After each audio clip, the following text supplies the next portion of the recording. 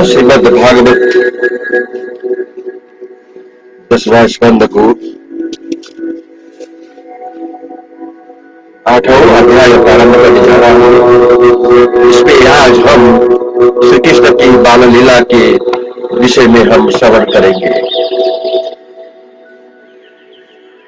यही 8वां अध्याय में शिशु लीला आख्यान नामकरण किने था किने ताही बखान।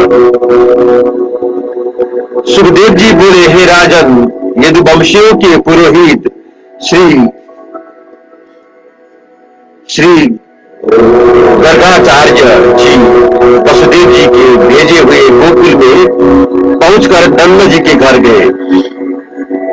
गर्ग मुनि को देखते ही नंद राय जी उठ खड़े हुए और अति प्रसन्न होकर हाथ जोड़ प्रणाम किया। अनंतर आदर सत्कार पूर्वक चरण धोए आसन पर बिठाए भगवान के समान जानकर पूजन किया। तब उसको प्रसन्न करके मधुर वाणी से नंद राय जी ने कहा, हे ब्राह्मण, आप तो परिपूर्ण हो, आपका सत्कार हम क्या कर सकते हैं।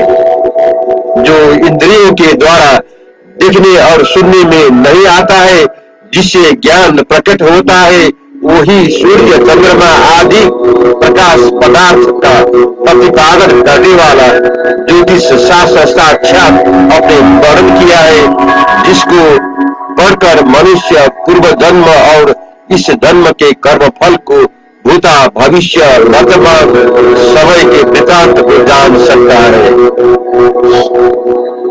आप ब्रह्मवासियों में भी श्रेष्ठ हो और सब संस्कार के करने के योग्य हो। हमारे दोनों बालकों का नामकरण संस्कार कीजिए। मुनि बोले, हमारे दोनों बालकों का नामकरण संस्कार कीजिए। इसलिए मुनि बोले कि संपूर्ण यदुवंशियों का आचार्य मैं प्रसिद्ध हूँ।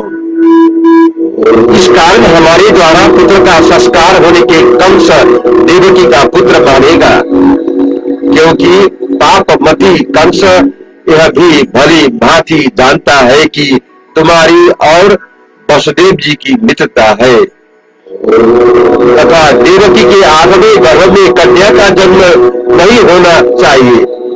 कदाचित वसुदेव ने पुत्र कहीं पहुंचा न दिया हो। जब से देवकी की कन्या के मुख से कंस ने सुना है कि तेरा मारने वाला प्रकट हो चुका, तभी से कंस सदैव यह विचार करता रहा है कि यदुवंश में कोई बालक जीता न बच ले पावे। जो सत्य समझकर शंका से यहाँ आकर पुत्रों की मार डाले, तो हमारा इसमें बड़ा अपराध होएगा। नंदराय कहने लगे, हे गर्ग जी, ऐसे उपाय कीजिए कि जहाँ गौओं का खिरक है वहाँ एकांत स्थान में, जिससे हमारे ब्रजवासी लोग न जाने ऐसे छिपकर ब्राह्मण क्षत्रिय वैश्यों के करने योग्य नाम संस्करण को शुद्धि पाचन पूर्वक कीजिए।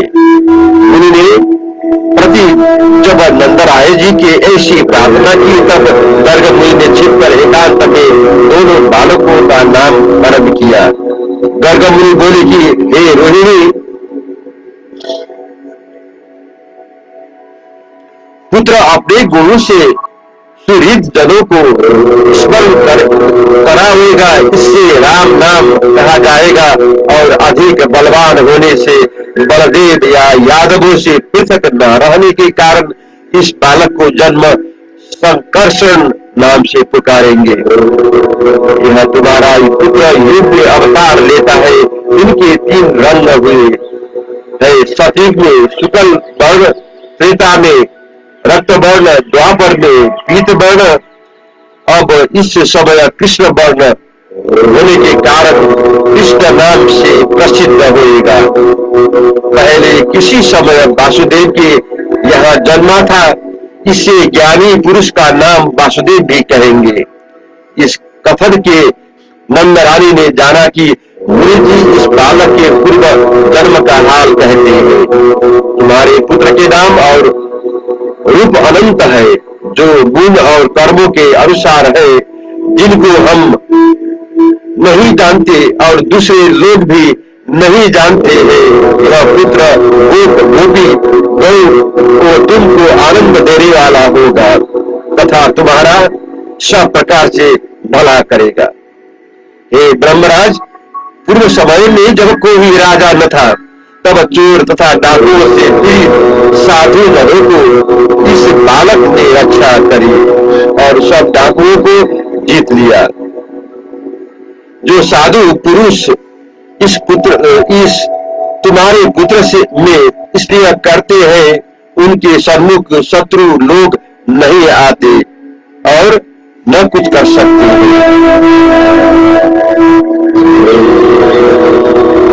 जैसे कि विष्णु से रक्षित देवताओं का असुर लोग कुछ भी नहीं कर सकते।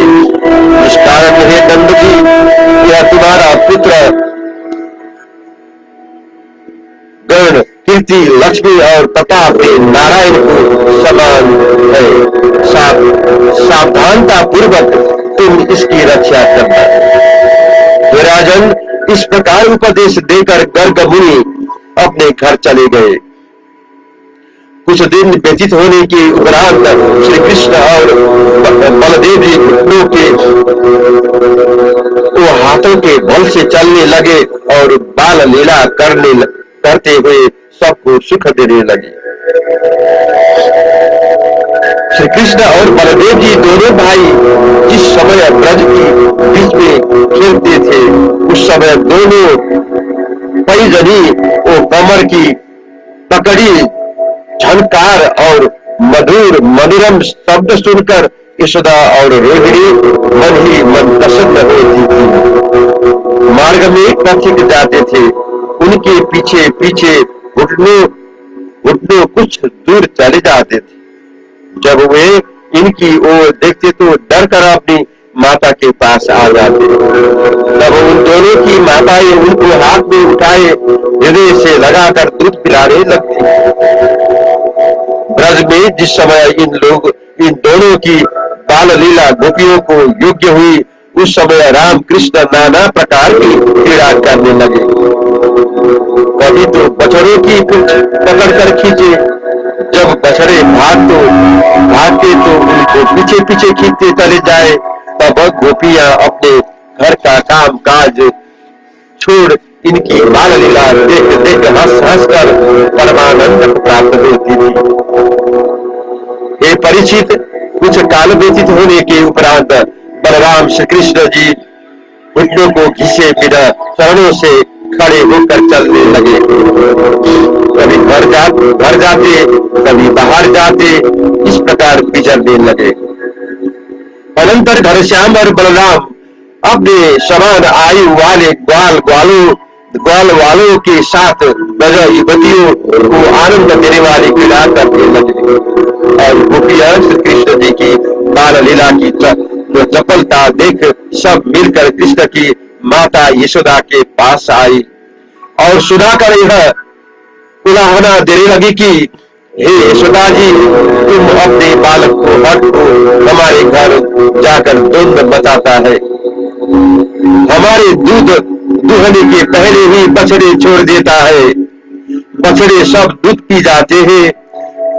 दुहने वाले ग्वालिये झक मार लौट जाते हैं। जब हम उनको मना करती है तब ये हंसने लगते हैं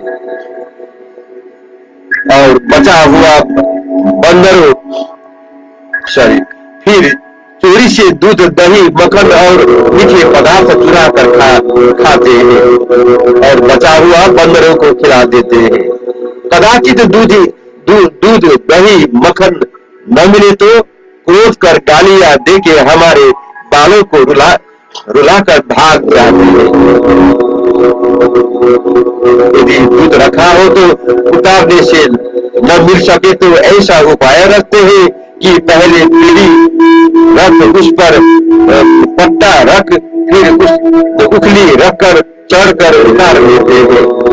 कभी छीके पर रखे हुए पात्र में छेद कर देते हैं और फिर नीचे मुख लगाकर गोरस पी जाते हैं।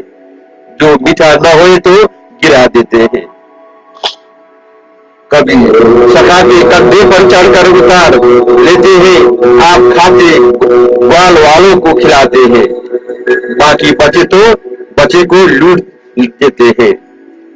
जब जब कभी हम उनको चुराते देख पावे और कहे कि चोर आज तुमको पकड़ लिया है, तब लौट कर कहने लगते हैं कि तुम ही चोर हो, मैं तो इस घर का स्वामी हूँ।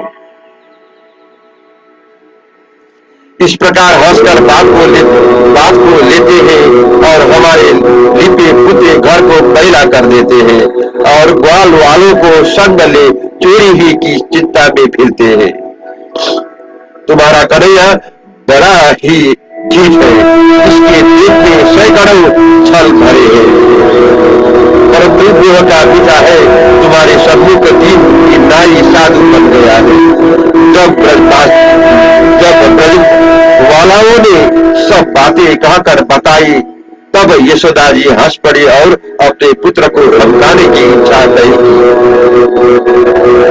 एक दिन बलरामादिक गोपियों के बालकों के साथ श्री कृष्ण चंद्र जी ने माटी खाई, तब माटी खाते देखकर सब ग्वाल वालों ने यशोदा जी से जाकर कहा कि श्याम ने माटी खाई है।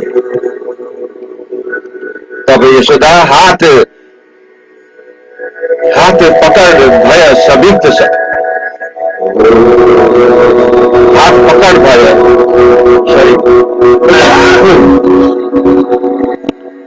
सबिक्त चंचल नयन करके कृष्ण से कहने लगी, हे चंचल बालक, मैंने एकांत में जाकर मिट्टी किस कारण खाई? यशोदा जी के डांटे का यह प्रयोजन था कि ब्रज में कोई सुनेगा तो यह बात फैलेगी कि यशोदा अपने पुत्र को पेट भर रोटी नहीं देती होगी। यह समर्थ यशोदा ने साकी लेकर कृष्ण को धमकाया और फिर बोली कि तेरे साथ खेलने वाले ग्वाल वाल ये तेरे बड़े भैया बलदाऊ कहते हैं कि मोहन ने आज माटी खाई है। यह सुनकर कृष्ण को कहने लगे, हे भैया, मैंने मिट्टी नहीं खाई है, ये सब मेरे को वृथा दोष लगाते हैं। जो इनका कहना तुमको सत्य ज्ञान पड़ता है तो प्रत्यक्ष मेरा मुख देख लो। यह सुनकर यशोदा बोली कि मैं तेरी झूठी बात का विश्वास नहीं मानती।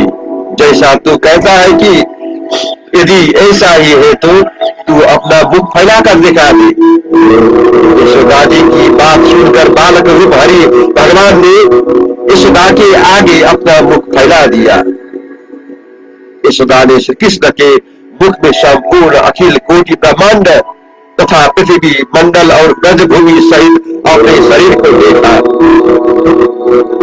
इनके मन में शंका उत्पन्न हुई, ये विचारने लगे कि यह जो कुछ देख रही हूँ क्या ये स्वप्न है? परंतु स्वप्न तो सोते समय होता है, क्या फिर यह परमेश्वर की माया है? परंतु यदि माया होती तो अन्य लोग भी देखते। यह तो जैसे मुकुर में देखा पड़ता ऐसे देख पड़ा। यदि परमेश्वर की माया नहीं तो क्या यह मेरी बुद्धि का भ्रम है? जैसे दर्पण नहीं देख पाता, जैसे इस पुत्र के मुख में पुत्र का देख पड़ना अनुचित है, इससे तो कदाचित ऐसी ही कि इस मेरे श्री कृष्ण पुत्र का यह कोई स्वाभाविक ऐश्वर्य है। जो यह सारा जगत मन कर्म और वचन से यथावत विचार में नहीं आता, वह जिसके आश्रय है और जिसके द्वारा तथा जिसके प्रतीत होता है, उस चिंतनीय स्वरूप परमेश्वर के चरणार बिंद को मैं प्रणाम करती हूँ। मेरा पति है, यह मेरा पुत्र है,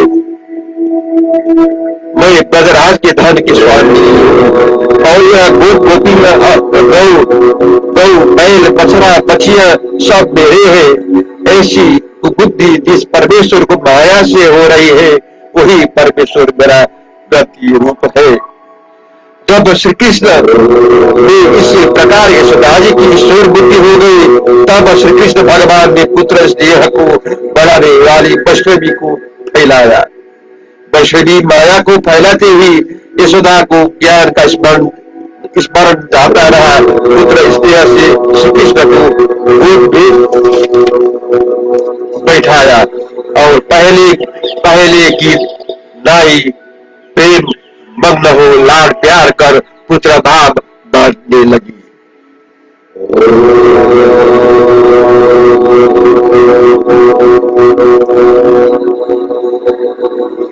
राजा परीक्षित ने प्रश्न किया है, हे ब्राह्मण, नंद राय जी ने ऐसा कौन सा पुण्य कर्म किया था जिसके प्रभाव से उनका ऐसा भाग्य उदय हुआ, और यशोदा ने कौन सा श्रेष्ठ पुत्र पुण्य किया था जिसका हरि भगवान ने स्तनपान किया। कृष्ण भगवान की उदार बाल चरित्रों का सुख वासुदेव और देवकी को नहीं प्राप्त हुआ, इसमें क्या कारण है। श्री कृष्ण देव जी बोले, हे राजन, 8 वसुओं में श्रेष्ठ द्रोण नाम के वसु ने अपनी धरा नाम वाली स्त्री सहित श्री ब्रह्मा जी की आज्ञा से गोगों का पालन किया। अनंतर ब्रह्मा जी ने प्रसन्न होकर कहा, वर मांगो। तब दोनों ने यह वर मांगा कि हम दोनों का जन्म पृथ्वी पर हो और हरि भगवान में हमारी ऐसी परम भक्ति होए कि जिससे हम अनायास विगति रूप संसार सागर से तर जाए। तब ब्रह्मा जी ऐसा ही होगा। यह अंतर्ध्यान हो गए। वही द्रोण वसु ब्रज में जन्म ले नंद नाम से प्रसिद्ध हुए और यह धरा यशोदा नाम से प्रसिद्ध हुई।